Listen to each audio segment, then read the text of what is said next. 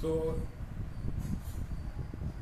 if we recollect last class, we had completed verse number 16. So, we will read verse number 16 again. Evam pravartitam chakram nanuvartaya tihayah aghayurindriya ramah mogham partha sajivati. So here, as we remember, Krishna was talking about the person who does not follow karma yoga. So basically, this kind of a person lives the life to please his senses. He is not bothered about the rest of the society. He doesn't follow the law of nature. So the law of nature, as we know, says you have to contribute more than what you take. This is inbuilt into our system, right from, like I said, from the breathing. So unless we give out the carbon dioxide, we have no right to take in the oxygen. So the entire universe is interdependent. Nobody can say they are independent. Everybody, even the smallest little bug, the smallest little creature, is also contributing something to the universe. Each one plays its role. Even beings under the sea, we may not have ever seen them, but even those beings have a role to play in the running of this universe. So each person has to do his role, and as per the law of nature, unless you contribute, you are a thief. So the person who lives a life doing only karma, not karma yoga, karma for the sake of satisfying his senses, he is leading a life which is of no use to anybody, including himself. So his entire life is wasted.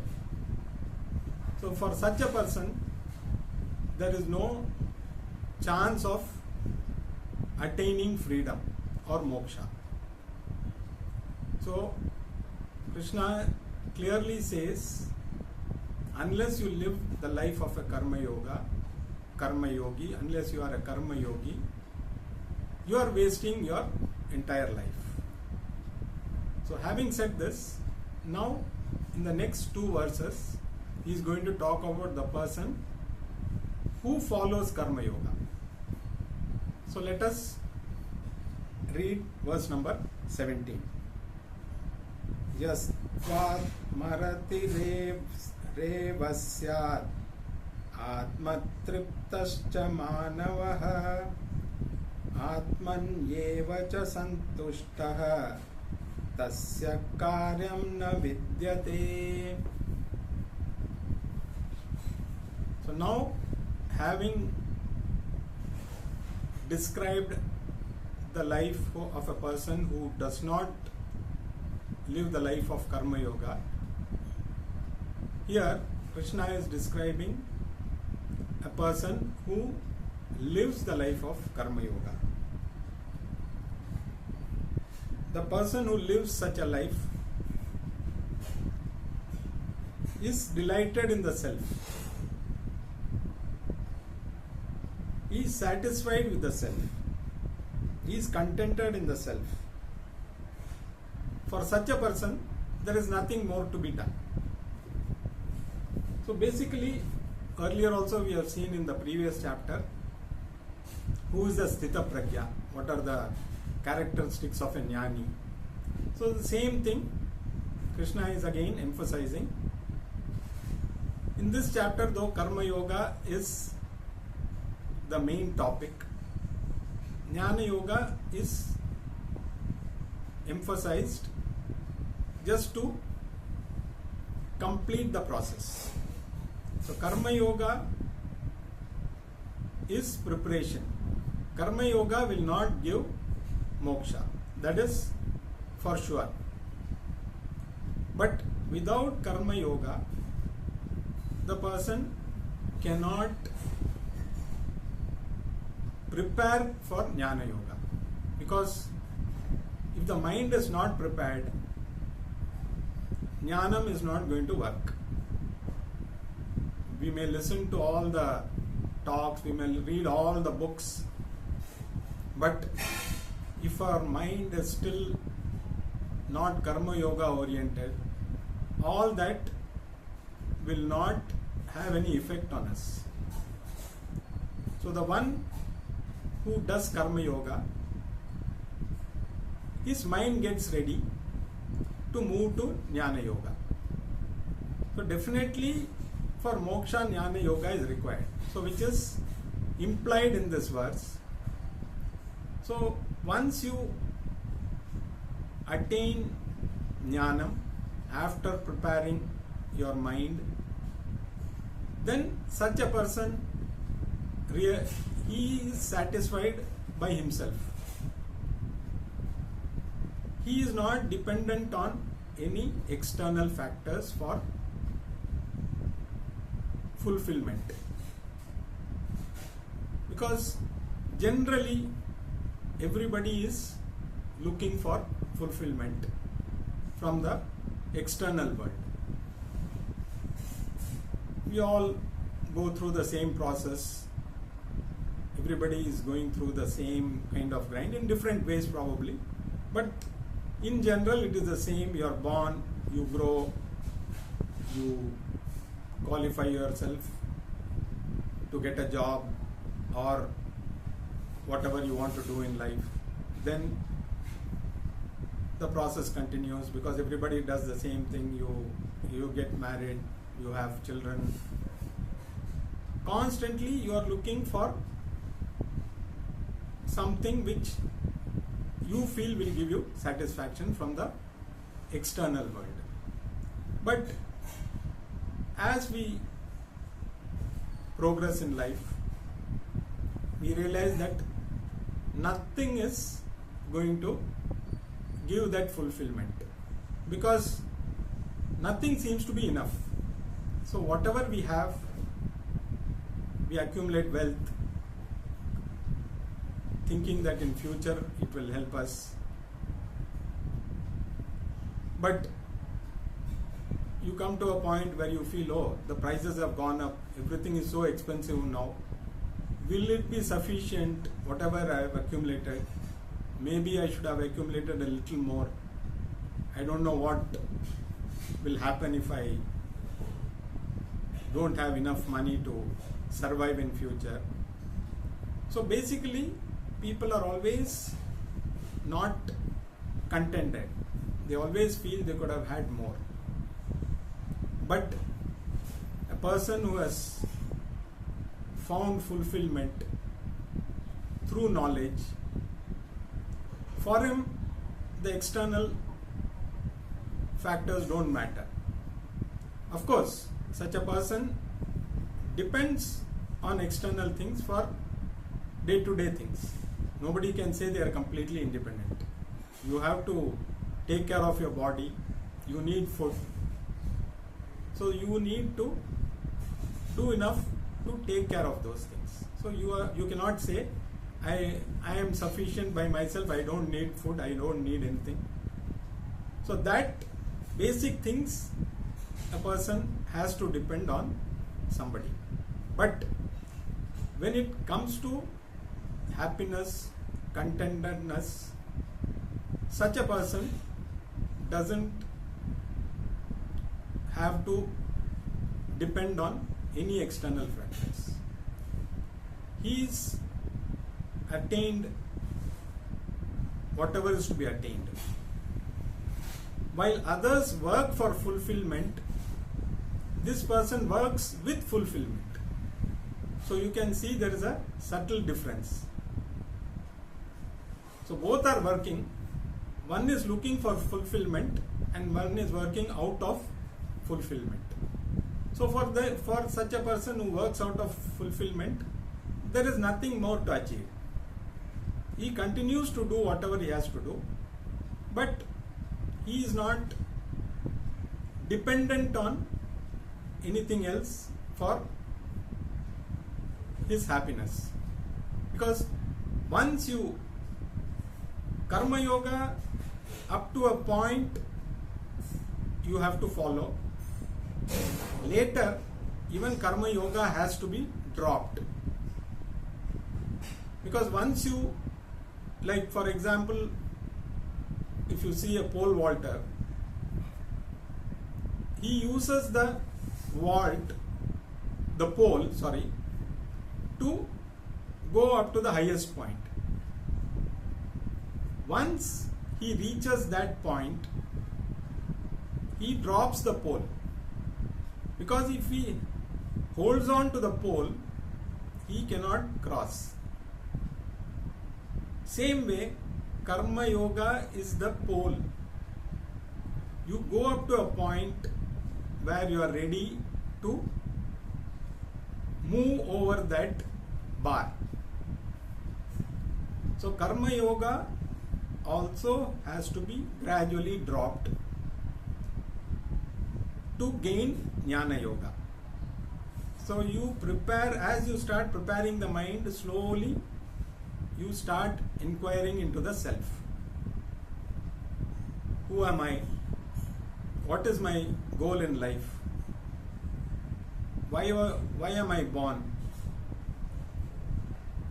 After death, do I go back to again this similar kind of a grind? Will I go back to that? Or is there some way of coming out of this cycle? Because once we understand how the cycle functions, it keeps on moving. The cosmic cycle, you are born, you go through everything in life, again you die. Based on many factors, you again come back in different forms, go through the same grind.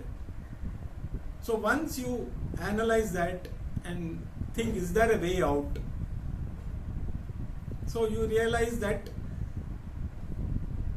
there is only one problem, which is you. Because you are looking for a solution outside, but the problem is you. So the solution has to come from within. And this solution comes in the form of jnana yoga. For jnana yoga, one has to study under a competent teacher for a length of time. So as you start contemplating, you listen. In Vedantic terms, we say Shravanam, Mananam and Nitidhyasanam. So listen, absorb and then meditate upon. So this is a continuous process. So karma yoga, once you are fulfilled, you move to jnana yoga, slowly drop karma yoga, continue to do action, but focus on knowing yourself, your true nature. Once you know your true nature, then you find that what you are looking for is you. That fulfillment you are looking for is actually you. That satisfaction, that contentness, what you are looking for, that security, what you are looking for is you. You have been searching all around, but you ultimately through jnana yoga you realize that, oh, what I am looking for is me. So I don't need to depend on anything else. So Swami Paramarthananda's, whose class I used to attend, so he normally gives a analogy of a puri. So when you make a puri, you put it in hot oil, the puri will run around in the sizzling oil, it will keep moving around. Slowly it will start blowing up. And ultimately, once it is fully blown, it stops moving around. So that means it has attained that fulfillment, Purnatvam. So that is why it is called Puri, he says. Because it has attained Purnatvam, so it doesn't run around because there is nothing else to be achieved. It has achieved that fulfillment. The Puri is supposed to fully blow up, and once it is blown up, you will see that the Puri doesn't run around in the oil. So same thing, in this samsara, we are like the hot oil, we are just running around. Once you attain fulfillment, like the Puri, you are ready to come out.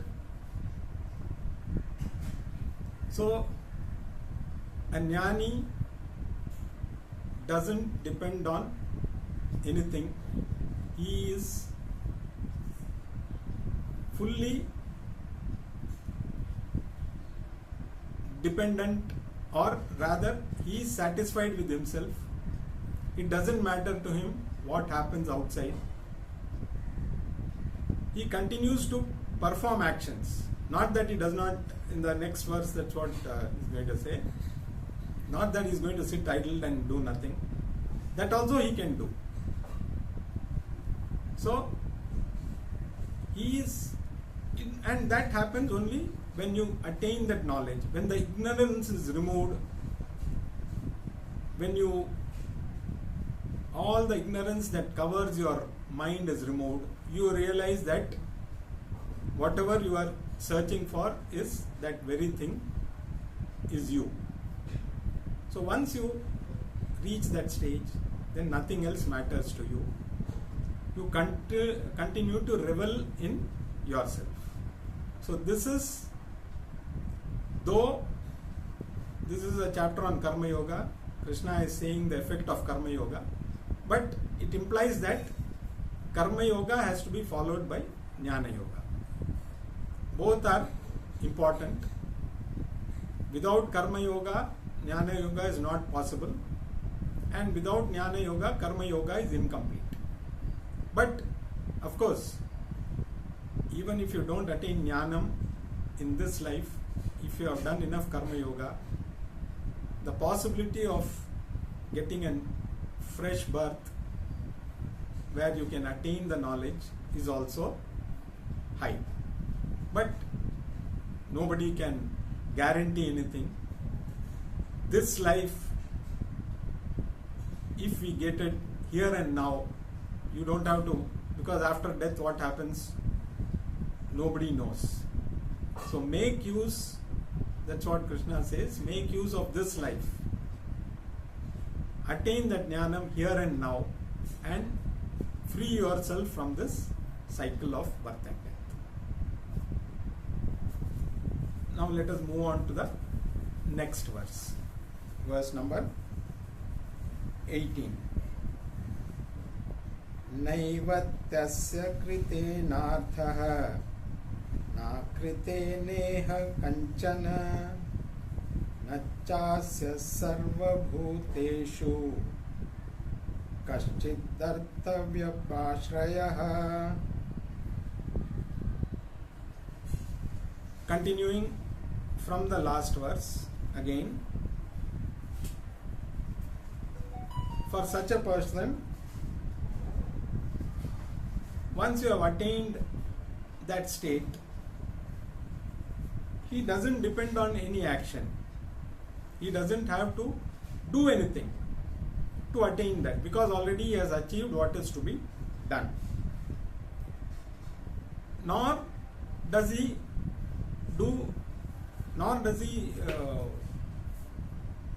involve in inaction. Not that he just sits and says, I don't want to do anything. He does what is to be done. So it is his choice. So action, like most of the people, there are, you can say, two kinds of people. One type is the workaholic type. For them, they need action all the time. They have to do some action or another. Every moment they have to be involved in something, otherwise they get restless. There are some people who you cannot sit at home on a holiday because it frightens them. If you have to sit and do nothing, it just frightens them. They feel restless. So I remember one of my father's friends. So in Mumbai, he used to travel from one suburb to the city on a train and for work, come back in the evening. We know the Mumbai kind of day-to-day life. So Sundays, he was restless sitting at home. So he will take the same train. Sundays the trains are not crowded. And he will travel by the train and solve some crossword and this thing, go to the last station and then take the train back. Because without doing something, you used to be restless. Same thing with like many of us who have retired. A lot of people who suddenly after they retire, they find themselves nothing to do. And many of them, they just wither away because they are not able to engage themselves in anything which is of their interest. So people look for something to do, and if they are not able to do that, it weighs upon their mind and it ultimately leads to a stressed kind of mind. Because without doing work, they cannot survive. And there is another group who don't want to do anything. They want to avoid all kind of work. So even if they want a glass of water, they will ask somebody, hey, please get me a glass of water. So they are too lazy even to go and take a glass of water and drink. So they are completely the opposite of the first kind. So now the jnani, neither does he avoid action. So he continues to do action wherever it is to be done. At the same time, if there is nothing to be done, he is contented in that. He doesn't go out looking for any action. If something is required, he does that. But if nothing is required, he is also contented with that. He is happy. There's a story, I don't know, I might have shared earlier also. There was a person in a temple who used to just sit there outside the temple. He will just come whole day, he will sit there and then go back in the evening. And they used to give him food from the temple. So every day he will come, he will have his food there, just sit. He will not do anything. He will go in the evening, he will go back. So this was continuing. So one day, one of the maybe HRNC officers, he came. Then he was taking stock of the situation. So this he came and saw this man sitting, and he was being given some food. So he asked, what is the role of this man? They said, nothing. Then why are you giving him? Don't give him food. Why should you waste? If he is not doing anything, he doesn't deserve to be given anything. So then that man said, okay, can you sit and do nothing? If you sit here for half a day without doing anything, I will accept whatever you are saying. Otherwise, continue to feed me as usual. So that officer said, oh, okay, what's the big problem? I can do that very easily. So he said, okay, tomorrow come and sit here. So the next day this person goes, he sits in that place, sits for 10 minutes, 15 minutes. Slowly he starts getting restless. he starts moving about. Then he sees somebody coming, he starts talking to him. Within an hour or so, he is completely back to his normal self. He is not able to sit without doing anything. So the person who was earlier sitting there without doing anything, he was there around. So he was smiling, looking at this man's restlessness. So having tried it for an hour or so, that person could not take it any longer. He just prostrated himself in front of this man and said, please give him double the ration what you were giving before. Because it is very difficult to do and sit and do nothing. Chumma Swami. So being a Chumma Swami is more difficult than. So for that also your mind should be ready. So that is what the Jnani, once he has attained Jnanam, it doesn't matter to him. He doesn't look for anybody to come and talk to him. He doesn't look for any sympathy. He doesn't look for any kind of support from others. If somebody needs his support, he is willing to extend. Because a lot of people especially after retirement, they prepare for all their physical needs well in advance. You make proper investments, you take LIC policies, you take medical insurance, everything is taken care. But we do nothing to take care of the mind. And that is where the whole problem is. People start retirement clubs. They are looking for ways and means to keep themselves engaged. But slowly, as people grow older, that they will realize that nobody has the time for them. They are just looking for somebody to come and talk to them, but just sit with them. That's why, unfortunately, we have old age homes in our country which we had never heard of earlier. In fact, there are probably more homes than other countries. There, it was an accepted norm because probably in the US and other countries,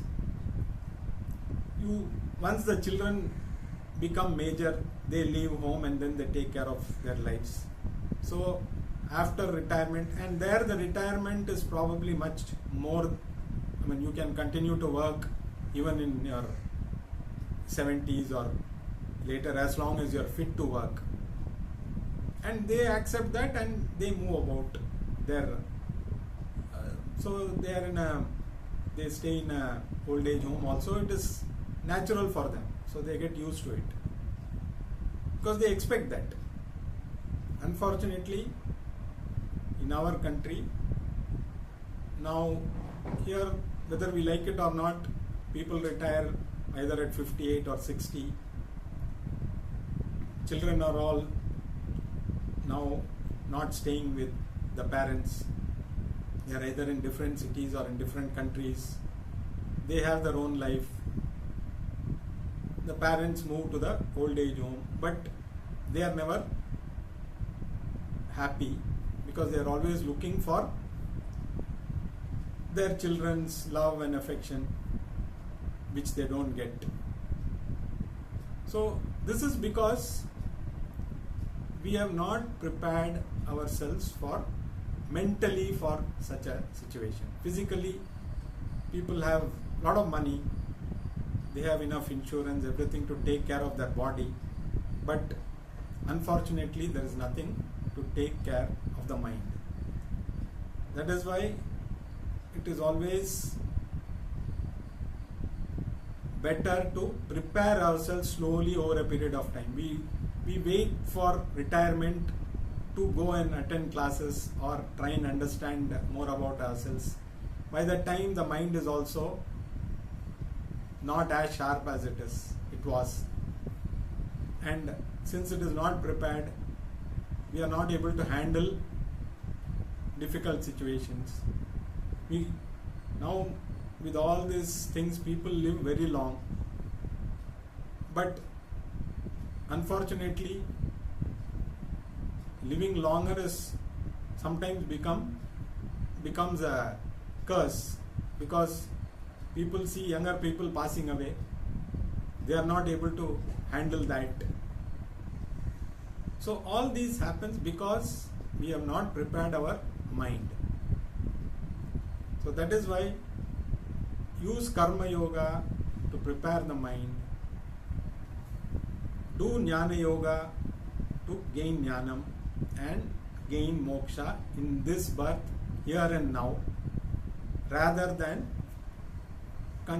postponing it, and then continue to go through the same grind. Whether you live for 60 or 100 doesn't matter. The next Janma is also going to continue with the same set of problems. So all of us should be aware of this, prepare ourselves as much mentally as physically. It is a must that we should take care of our physical needs, because as we grow older, definitely to take care of physical needs we should have enough whatever is required to take care of. But if we don't take care of the mind, whatever physical needs are taken care of, the mind is never going to be at ease. It is always looking for fulfillment. It is always looking for contentedness, which will not happen unless the mind is prepared and ultimately gets that knowledge to be. So basically you move from worldly dependence, which will give you whatever is required to survive in this world, to God dependence, so that you take care of your emotional problems. You trust in God, which will take care of your emotional dependence, and then finally with jnana move to self-dependence, where you don't need to depend on anybody. You are completely self-dependent when it comes to the internal factors. Externally, you may continue to depend on others for your day-to-day things, but internally, you are not looking for anything.